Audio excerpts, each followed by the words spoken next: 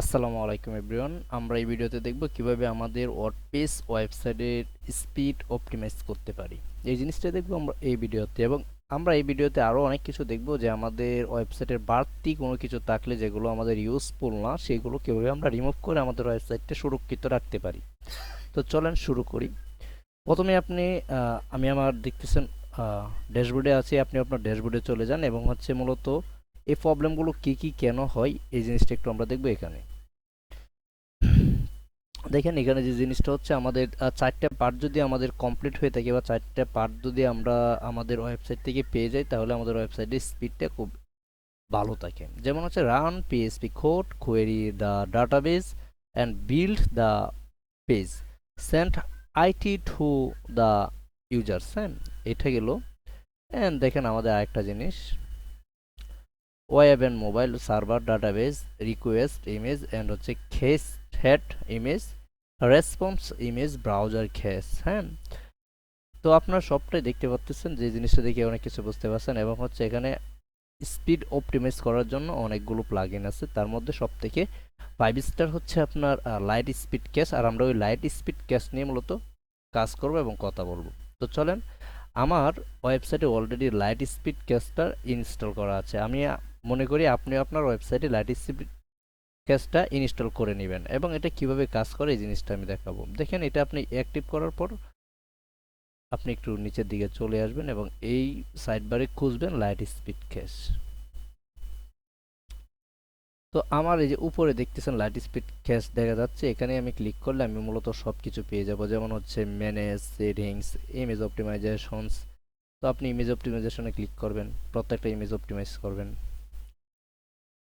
Send optimise request, হ্যাঁ, এখানে হচ্ছে যে সেন্ড করবেন, আবার সেন্ড করবেন, কয়েকবার সেন্ড করবেন, ঠিক আছে। এবং হচ্ছে একটু নিচের দিকে আসবেন, দেখবেন আরও কি কি আছে। দেখেন প্রত্যেকটা জিনিস, রিমুভ অরিজিনাল ইমেজ ব্যাকআপ, এটা বাদ দিতে হবে। এটা গেল। অ্যান্ড হচ্ছে আপনার এই জিনিসগুলো আমার এটা আপডেট করা নেই, তো এটা গেল। অ্যান্ড আমার সেকেন্ড যে জিনিসটা হচ্ছে, আমি পেজ ওয়াল এটা ক্লিক করব।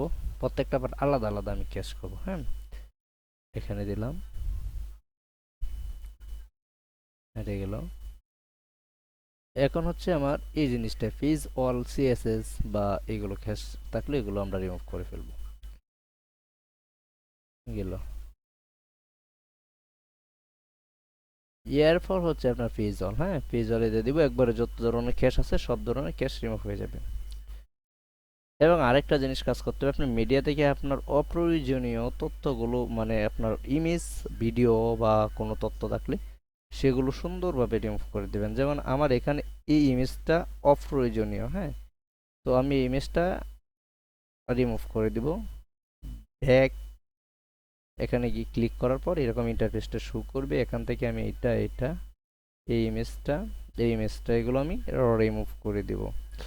রিমুভ করার জন্য আমি ডিলিট ফরম্যাট ক্লিক করব। ক্লিক করার পর আমরা এভাবে এটা রিমুভ করে দেব। আবার আমরা স্কেচের মধ্যে ক্লিক করব এবং হচ্ছে ওয়াল পেজের মধ্যে ক্লিক করব। যদি কোনো জায়গায় এই ইমেজগুলো ক্যাশ হয়ে থাকে, তাহলে যাতে প্রবলেমটা সলভ হয়ে যায়। এবং হচ্ছে আমি একটা প্লাগইন ইনস্টল করব, যেটার নাম হচ্ছে মিডিয়া ক্লিনার। এই মিডিয়া ক্লিনারটা ইউজ এরকম সিস্টেমে করব যাতে দেখবেন হচ্ছে আপনার অপ্রয়োজনীয় কোনো কিছু আমরা আগে রিমুভ করে ফেলছি, এগুলো যাতে হচ্ছে আপনার আমার ওয়েবসাইটে শো না করে। তো এখানে দেখতে পাচ্ছেন আমার প্রত্যেকটা আমি একবারে প্লাগইন কম ইউজ করছি, এবং আমার এটা স্পিড বাড়ানোর জন্য অনেক চেষ্টা করছি। তো আমি আরেকটা প্লাগইন ইউজ করব। সবসময় আপনার অপ্রয়োজনীয় প্লাগইনগুলো আপনি রিমুভ করে দিবেন একবারে ভালোভাবে। এরপর হচ্ছে আমার মিডিয়া ক্লিনার নামে একটা প্লাগইন আমি ইউজ করব।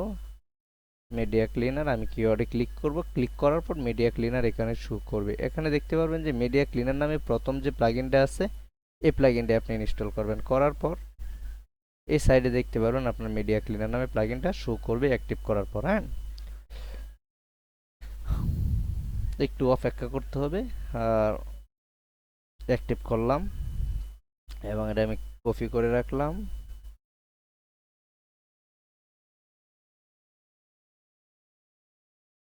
একটু সময় যাবে এবং হচ্ছে অ্যাক্টিভ হওয়ার পর আমার প্লাগইন লিস্টে এটা চলে যাবে। আর প্লাগইন লিস্ট থেকে সেটিংসে ক্লিক করে আমরা কাজ শুরু করে দিব। তো আপনি যদি অনেকগুলো প্লাগইন ইউজ করে থাকেন তাহলে হচ্ছে যে এই প্লাগইনটা এখানে দেখতে পাচ্ছেন, এই যে মুভ অ্যাপস, হ্যাঁ, এখানে ডাটাবেজে ক্লিক করবেন। ক্লিক করার পর এরকম একটা ইন্টারফেস শো করবে, দেখতে পারবেন ইন্টারফেসটা এরকম শো করছে, রাইট? এরকম ইন্টারফেসটা শো করলে আপনি হচ্ছে উপরে এটা ডিসমিস করে দেওয়া যাচ্ছে না। সেটিংসে পারফরমেন্স পিএইচপি লগ এরর, এরকম ভাবে সবটা জিনিস আগে দেখবেন যে আসলে কি করছেন, কেন করছেন, হ্যাঁ।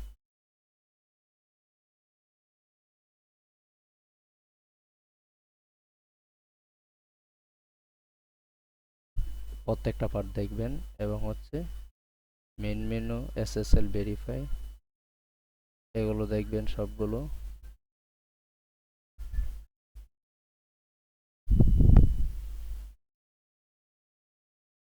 এখানে তেমন কোনো কিছু নাই।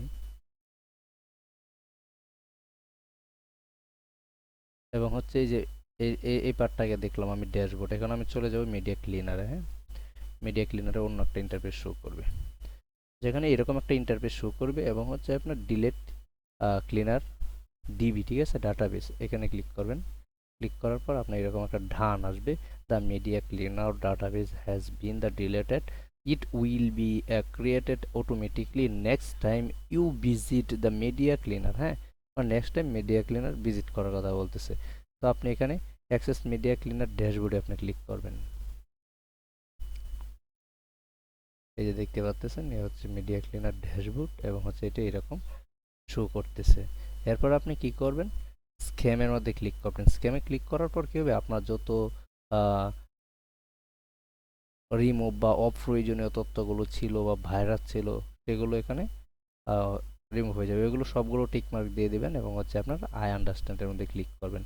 আই আন্ডারস্ট্যান্ডে ক্লিক করার পরে এরকম একটা ইন্টারফেস শো করবে এবং একটা হচ্ছে আপনার স্কেল দেখাবে যে কত পর্যন্ত চলে গেছে। তো এটা যখন আপনার সম্পূর্ণ হবে আরেকবার এরকম ৩-৪ বার করে করবেন। করার পর আপনি স্কিপ দিবেন না, স্টপও দিবেন না, অলওয়েজ স্কিপ, ওইগুলো কিছুই দিবেন না, হ্যাঁ। একটু সময় নেন এবং হচ্ছে আপনি রিট্রাই দিবেন,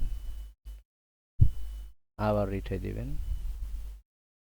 এখন আপনি স্কিপ দিবেন, যে ও কিছু কিছু জিনিস স্কিপ করতে চাচ্ছে এরকম।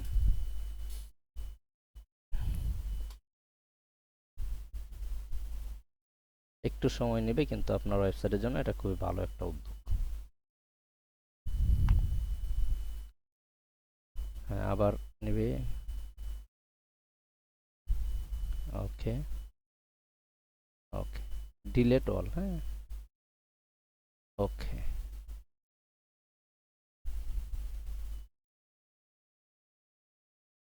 এখন এখানে কিন্তু আপনার সবগুলো ক্লিন হয়ে গেছে, দেখেন যতগুলো ছিল সবগুলোই ক্লিন হয়ে গেছে। এবং আপনি এখান থেকে এগুলো কেটে দিতে পারবেন, এগুলো কেটে দিতে পারবেন। এগুলো হচ্ছে অপ্রয়োজনীয় কিছু জিনিস।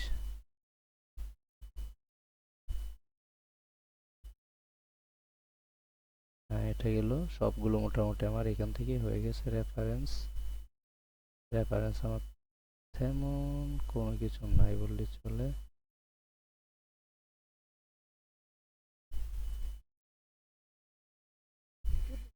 এগুলো আমার এখন আবার দরকার নেই। তো আমি মূলত হচ্ছে এখান থেকে বেরিয়ে যাব, হ্যাঁ। রিসেট এত প্রত্যেকটা পার্ট এরকম ভাবে ধরে ধরে সুন্দর করে ক্লিন করে ফেললে আপনার ওয়েবসাইটটা সবসময় সুরক্ষিত থাকবে এবং হচ্ছে আপনার স্পিড আশা করি ভালো থাকবে। আর যে কোনো ধরনের website coding related, PSP, Laravel, node GS, react অথবা হচ্ছে উইক, শপিফাই বা ওয়েবফ্লো, যে কোনো ধরনের ওয়েবসাইটের জন্য আমাদের সাথে যোগাযোগ করতে পারেন। এমনকি হচ্ছে আপনার বিজনেসের যদি ডিজিটাল মার্কেটিং সম্পূর্ণ সার্ভিস লাগে সেটার জন্য আমাদের সাথে কন্ট্যাক্ট করতে পারেন। তো দেখা হচ্ছে নতুন কোনো ভিডিওতে নতুন কোনো প্রবলেম সলভিং নিয়ে। তো ভালো থাকবেন এতক্ষণ পর্যন্ত। আল্লাহ হাফেজ।